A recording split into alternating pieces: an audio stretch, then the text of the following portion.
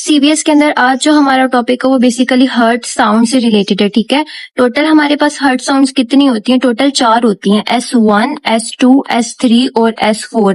ये टोटल 4 हमारे पास hurt sounds होती हैं।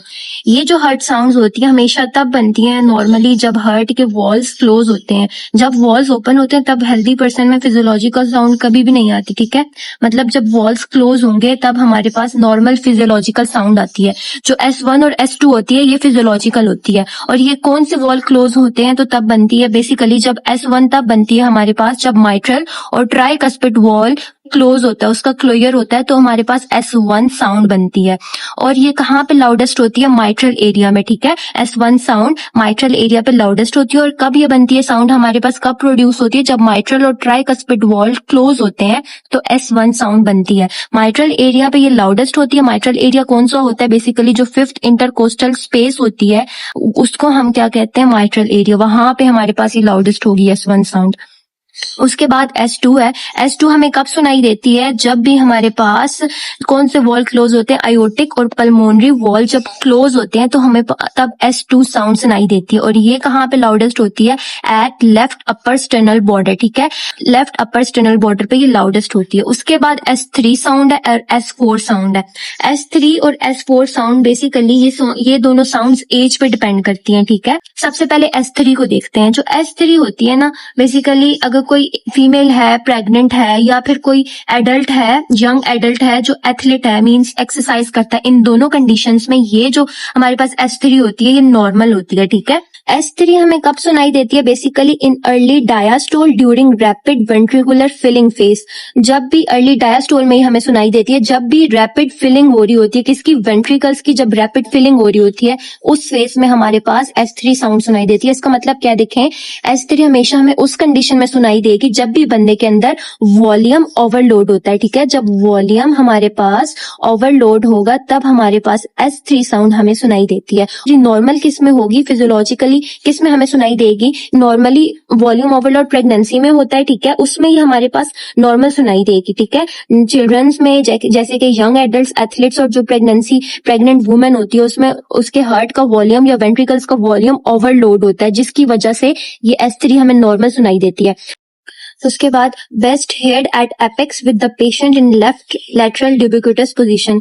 मतलब कहाँ पे हमें अच्छे से सुनाई देती है? एपेक्स पोजीशन में। ठीक है, लेकिन पेशेंट की पोजीशन कौन सी होती है? जब लेफ्ट लैटरल ड्यूबिक्यूटस पोजीशन होती है। ये कौन सी पोजीशन होती है? मतलब कि बंदा जब अपने लेफ्ट साइड पे करवट लेके लेटा हुआ होता है उसको हम लेफ्ट लैटरल ड्यूबिक्यूटस पोजीशन कहते हैं। आपको डायग्राम में भी यहाँ पे दिखा देती हूँ मैं। ये जो हमारे पास लेफ्ट लैटरल ड्यूबिक्यूटस पोजीशन है, ठीक है, ये ऐसे होती है। ठीक है, राइट साइड पे अगर करवट लेके बंदा सोएगा तो राइट लैटरल ड्यूबिक्यूटस पोजीशन होगी वो। अगर लेफ्ट साइड पे करवट लेके बंदा सोता है तो उसको लेफ्ट लैटरल ड्यूबिक्यूटस पोजीशन कहते हैं। ठीक है, उसके बाद है associated with the increase filling pressures. मतलब एबनॉर्मली हमें S3 साउंड सुनाई देता है ड्यूरिंग माइट्रल रिगर्जिटेशन में, आयोटिक रिगर्जिटेशन में या फिर हार्ट फेलियर में और थायरोकोटॉक्सिकोसिस। ठीक है, ये 4 ऐसी कंडीशंस होती हैं जिनमें S3 साउंड हमें एबनॉर्मली सुनाई देता है, या पैथोलॉजिकल कंडीशंस होती हैं जिसमें हमें S3 साउंड सुनाई देता है। और मतलब कि वॉल्यूम, बेसिकली हमने क्या कहा, S3 साउंड जब वॉल्यूम ओवरलोड हो जाता है तब हमें ये साउंड सुनाई देती है। ठीक है, जब वॉल्यूम ओवरलोड होता है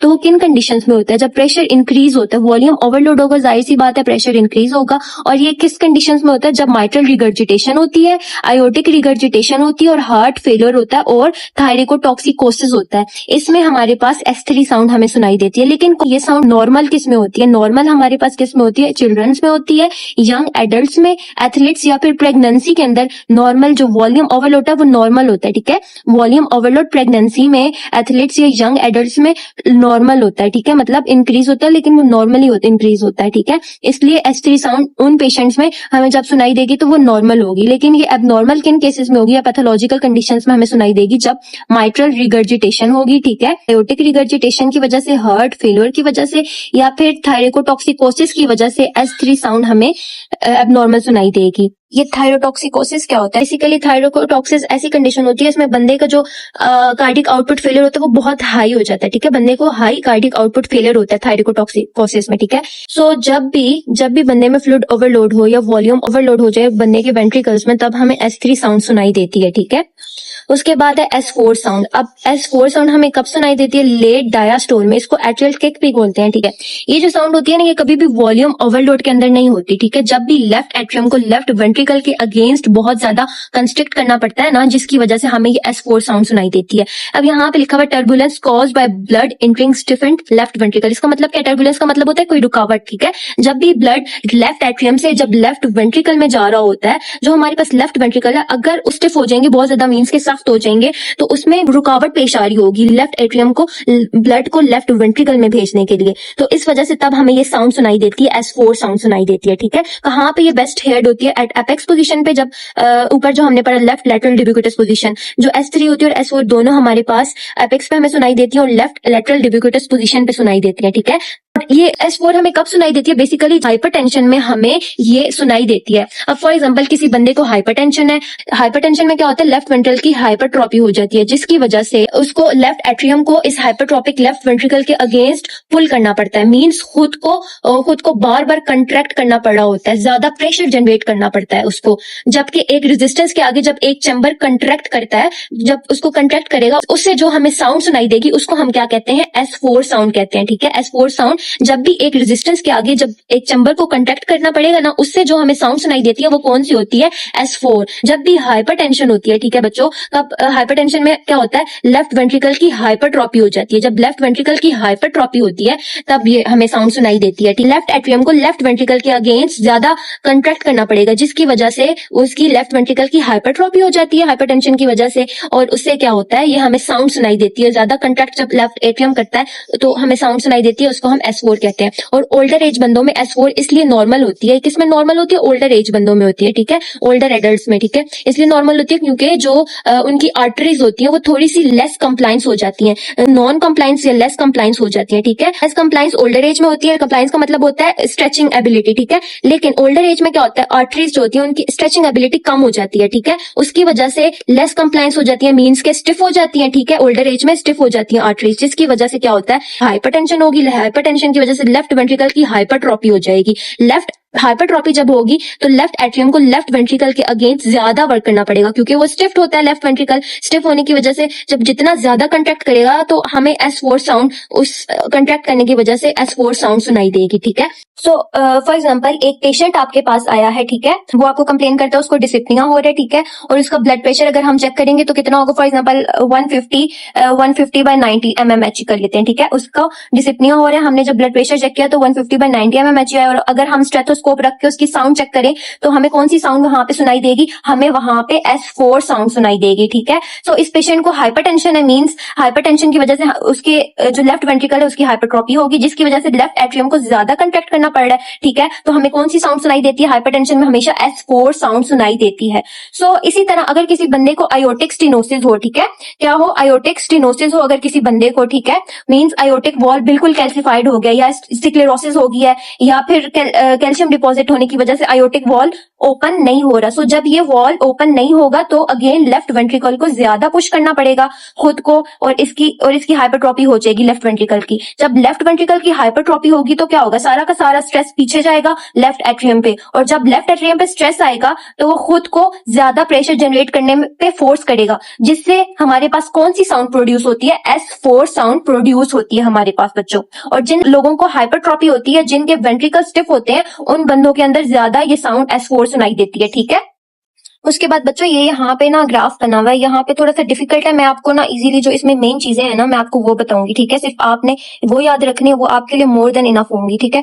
सबसे पहले ग्राफ में क्या होता है? दो चीजें होती हैं, एक वेंट्रिकुलर सिस्टोल होता है, ठीक है, और वेंट्रिकुलर डायस्टोल होता है। सिस्टोल हमारे पास क्या होता है? जब सिस्टोल का मतलब होता है कंट्रैक्शन हो रही होती है हार्ट की, ठीक है, जब वेंट्रिकल्स की कंट्रैक्शन होगी उसको हम वेंट्रिकुलर सिस्टोल कहेंगे। और दूसरी चीज इस ग्राफ में क्या हो रही होती है? Ventricular diastole. डायस्टोल का क्या मतलब होता है? जब वेंट्रिकल्स की रिलैक्सेशन हो रही होती है, ठीक है।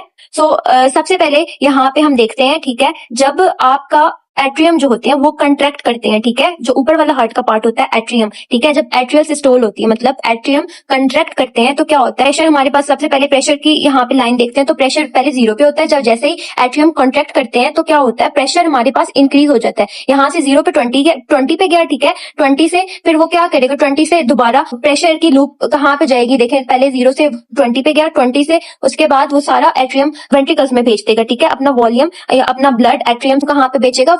वेंट्रिकल्स में भेजेगा। जब वेंट्रिकल्स में भेजेगा तो हमारे पास क्या होगा, प्रेशर ज्यादा हो जाएगा, ठीक है, मतलब कॉन्ट्रेक्शन होगी वेंट्रिकल्स की। जब वेंट्रिकल्स कंट्रैक्ट करते हैं, सबसे पहले हमने क्या कहा, प्रेशर 0 पे था, ठीक है। जैसे ही एट्रियम ने कंट्रैक्ट किया तो सारा ब्लड कहाँ पे गया, प्रेशर 20 पे गया और सारा ब्लड एट्रियम से वेंट्रिकल्स में गया। जब प्रेशर 20 पे होगा तो माइट्रल वॉल क्या होता है, क्लोज हो जाता है, क्योंकि जब वॉल्यूम भर जाता है तो उसका प्रेशर आहिस्ता आहिस्ता इंक्रीज हो जाता है, ठीक है। प्रेशर जब 120 पे जाता है तो क्या होगा, वहां पे आयोटिक वॉल ओपन हो जाएगा। आयोटिक वॉल ओपन होगा, फिर अगेन क्या होगा, प्रेशर आहिस्ता आहिस्ता नीचे आएगा, 108 तक आएगा, तो क्या होगा, फिर आयोटिक वॉल क्लोज हो जाएगा। लेफ्ट वेंट्रिकल का प्रेशर जब 108 पे आएगा, 120 से कम होके, तो आयोटिक वॉल अगेन क्लोज हो जाएगा, ठीक है। उसके बाद क्या होगा, फिर Aahista Aahista pressure, left ventricle का प्रेशर और डाउन होता जाएगा, 0 पे आएगा तो अगेन हमारे पास माइट्रल वॉल ओपन हो जाएगा, ठीक है। अब आप लोगों को समझ नहीं आई होगी, मैं आपको यहाँ से डायग्राम में बताती हूँ। देखें, ये हमारे पास फॉर एग्जांपल लेफ्ट एट्रियम है, ठीक है, लेफ्ट एट्रियम है, ये लेफ्ट वेंट्रिकल है, आगे ये हमारे पास आयोटा है। देखें, जब भी बच्चों हमारे पास क्या होता है, जब लेफ्ट वेंट्रिकल, लेफ्ट एट्रियम क्या करता है, कंट्रैक्ट करता है सबसे पहले, तब हमारे पास प्रेशर फर्स्ट 0 था। जब लेफ्ट एट्रियम कंट्रैक्ट करेगा, ठीक है, ये हमारे पास वॉल है, समझे, माइट्रल वॉल है, ठीक है। जब लेफ्ट एट्रियम ने कंट्रैक्ट किया, पहले ये वॉल ओपन हुआ, सारा ब्लड लेफ्ट वेंट्रिकल में गया। जब लेफ्ट वेंट्रिकल का प्रेशर इंक्रीज हो जाएगा, यहाँ पे प्रेशर इंक्रीज हो जाएगा, तो क्या होगा, ये ब्लड पीछे की तरफ जाएगा, तो उस प्रेशर तो क्या होगा, फिर माइट्रल वॉल क्लोज हो जाएगा। माइट्रल वॉल क्लोज हो जाएगा, यहाँ पे जब प्रेशर ज्यादा होगा लेफ्ट एट्रियम में, तो यहाँ पे जो आयोटिक वॉल था हमारे पास वो ओपन हो जाएगा, आयोटिक वॉल ओपन हो जाएगा। जब लेफ्ट वेंट्रिकल का प्रेशर 80 पे जब जाएगा ना, तो आयोटिक वॉल ओपन हो जाता है, ठीक है। जब लेफ्ट वेंट्रिकल का प्रेशर 80 पे जाता है तो क्या होगा, आयोटिक वॉल हमारे पास ओपन हो जाएगा, जिससे फिर सारा ब्लड आयोटा में आएगा, ठीक है। 80 से 120 पे गया था, ठीक है, 120 से कम होके अब कितने पे आ जाएगा, 109 पे या 108 पे जब ये प्रेशर आएगा, तो अगेन हमारे पास आयोटिक वॉल क्या हो जाएगा, क्लोज हो जाएगा अब, ठीक है। आयोटिक वॉल क्या होगा, क्लोज हो जाएगा।